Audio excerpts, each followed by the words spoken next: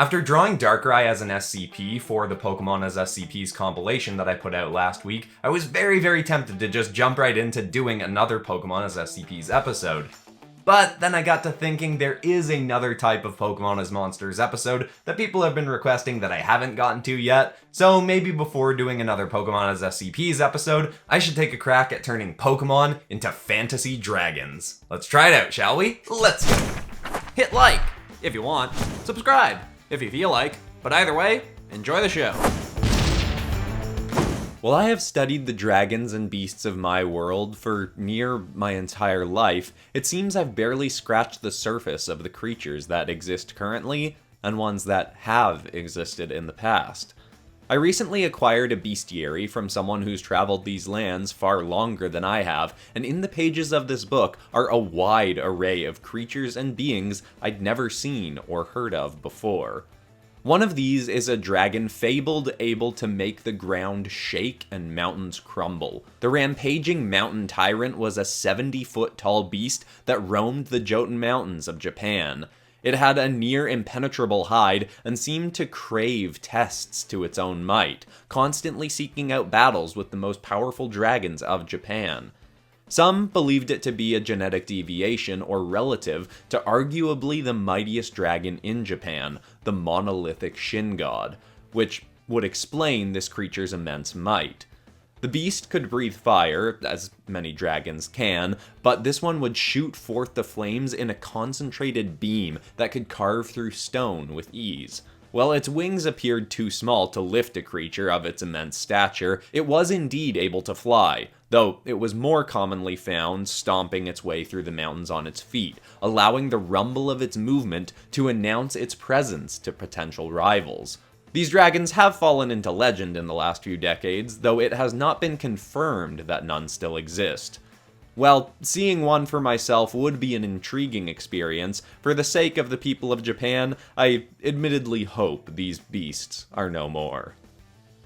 Now, I knew regardless of whether I was doing a Pokemon SCPs episode, Pokemon Dragons episode, or whatever, I really wanted to use Tyranitar. I realized the last time I used Tyranitar, I think, was in the Pokemon Superheroes series, which, by the way, that is still set to get a reboot when the channel hits 500,000 subscribers. But yeah, so it's been a long time since I used Tyranitar, and I love Tyranitar. And this one, you know, you can probably tell by now that it's kind of just Tyranitar a bit more detailed and with wings, but I'm totally fine with that because I love how the drawing looks. I really like the pose I ended up going with. I was messing around with it a whole bunch at the start, as you could see, and I wanted something dynamic, but also Tyranitar is a pretty thick character that it's hard to give it a nimbly, leaping, flying sort of pose, so this sort of lurched over look with the wings flung up, I think that ends up working really well. As you could probably guess from the lore, I was taking inspiration for this drawing from how I drew the monolithic Shin God, my Shin Godzilla dragon, because Tyranitar and Godzilla have a lot of similarities. Though I was actually watching a video that suggested that Tyranitar is more inspired by a monster from Ultraman than inspired by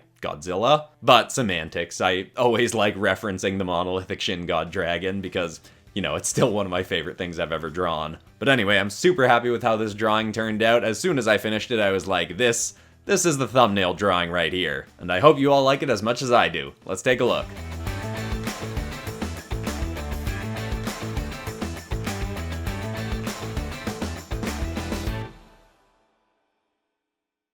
The next dragon that caught my eye was a Hawaiian variation of a more common species of dragon I have actually witnessed myself, though this alternate version seems to have significantly enhanced combat capabilities. This variation is referred to as a stone thunder cannon. The version I was previously aware of was the stone roller drake, whose primary form of attack was tucking into a ball and rolling at its foes. Presumably, the Hawaiian counterpart, found in the Alolan Mountains, can do the same, but more impressively, this drake has two large protrusions on its back, from which it can generate massive quantities of electricity to shoot powerful eruptions of lightning. On top of that, the dragon has even been seen to use its tail to load boulders in between the protrusions on its back and fire those at foes. There are even some scattered reported cases of these dragons taking their young and firing them across the Alolan Mountains. Well, this may sound cruel, it actually likely did no harm to the young. These dragons, as children, both have incredibly durable stone-lined skin, and they can even fly when they are born. This means being propelled through the air as a projectile would not be particularly dangerous to them. As these creatures age, however, their skin becomes even denser and heavier and harder, but this means that they become too heavy to fly, and their wings actually shrink away to mere stone nubs on the sides of their arms. This variation of a common draconic species has certainly piqued my interest, and I may consider traveling to Hawaii simply to see if I can find one for myself. Now, I am a huge fan of Alolan Golem. I mean, I always liked Golem, but the Alolan variation I just thought was such a cool addition, having the cannon thing on its back and being an electric type as well. And the thing that really sold me on choosing Alolan Golem for this episode was I originally had 2 water Pokemon planned for this episode. The last drawing of this episode is still Swampert. But then I was kind of thinking, this is only a 3 drawing episode, maybe I should not do 2 water Pokemon. So that's when I ended up coming to Alolan Golem, and I looked up some footage of Alolan Golem from the Pokemon anime, and I saw a hilarious video of Alolan Golem just loading up Geodudes into its back and shooting them at people, and I just thought that was so funny. I had no idea that Alolan Golem could do that, and at that point I was like, I'm writing that into the lore, and I'm definitely using Alolan Golem for this.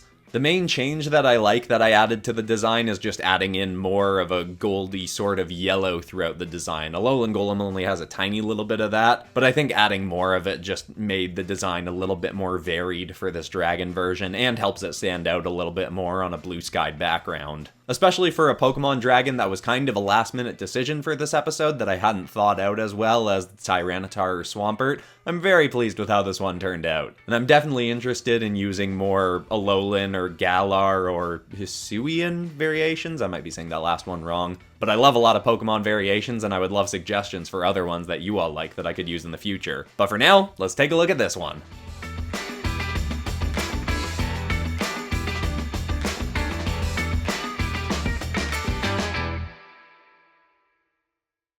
Now, usually this is the time in an episode where I take a moment to mention how all the art from this episode is up as posters on my Teespring store, which is true and links are in the description. More importantly here, I want to take a little break to say a huge thank you and congratulations to the awesome team of admin and moderators that run the PopCross community Discord, because last week it both became a verified Discord server and a partnered Discord server. And that's only possible because of the awesome team of people running the PopCross community server. It would be nothing if I was running it myself, so huge thank you to Kurt Studios, Love Bandit, Young Jolly, Green Arrow, Geocat, Artie, Unknown Specimen, Fruit Kebab. I'm sorry, I know I'm missing people, but huge thank you to everyone that currently helps run it, everyone who has helped run it in the past and will in the future. And if you're not a part of it already, I highly recommend it. Link to the Discord is in the description. It's an awesome place to be. Another intriguing dragon from this bestiary is one that this book's author may come up against given his current seafaring adventures. The Mudsling Swamp Soarer is a creature that once lived in plenty in North American swamplands. They are amphibious dragons that start out somewhat resembling hound-like axolotls, but grow quickly to become 36-foot-long wyverns. While they are native to swamplands, they were hunted and driven towards the sea. Now, the few that still exist will give birth to their young near beaches, and as they age will eventually move into the ocean, where they are less likely to be hunted by humans. Admittedly, I am surprised they were able to be driven from their native territory, as the description suggests these dragons can be quite fierce when need be. These dragons can hold large quantities of water in the orange sacs on their necks, then propel that water out in a cannon to batter their foes. They also have large, very powerful arms, both for flying, swimming, and smashing whatever may be in their way. They are also said to be able to predict coming changes in the weather, using the fins along their backs. Despite having been hunted by humans for some time, these creatures are still not inherently hostile towards us. Some tales have even been told of these dragons pushing ships out of storms towards shore. It is still not recommended anyone seek out these creatures, as there are no guarantees you'll find one in a good moment where it's willing to be friendly. But as far as creatures of the deep go, they're certainly not the worst beasts you'll find out in the vast ocean waters.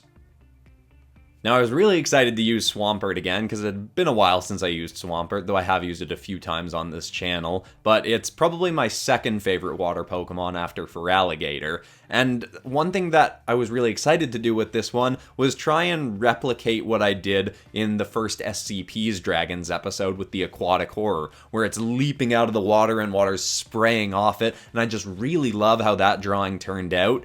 But I don't feel like I executed that quite as well in this drawing. I'm still quite pleased with this drawing, but doing this helped me see that even though I feel like I have come a long way in terms of how I draw watery sorts of scenes in the last few years, I definitely do still have significant room for improvement, and it might have helped me out with this one if I'd referenced some real-life images of sharks jumping out of water, whales, dolphins, anything kind of leaping out of a water, even maybe a boat going through water.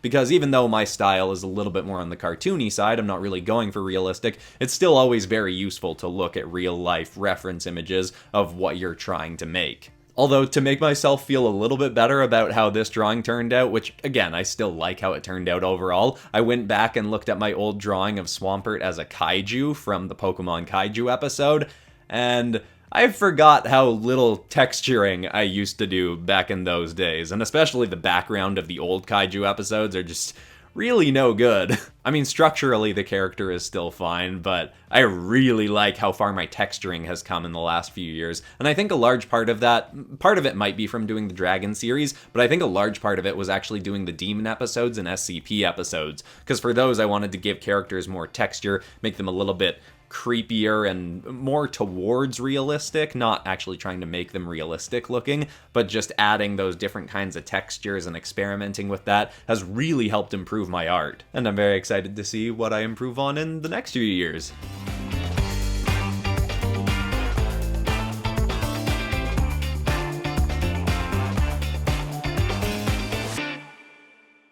Well, there we go. Pokemon as Dragons, possibly just part 1. I'd be happy to do more of this, but would people like to see another Pokemon as Dragons episode, or jump back into Pokemon as SCPs? I'd be pretty happy with either.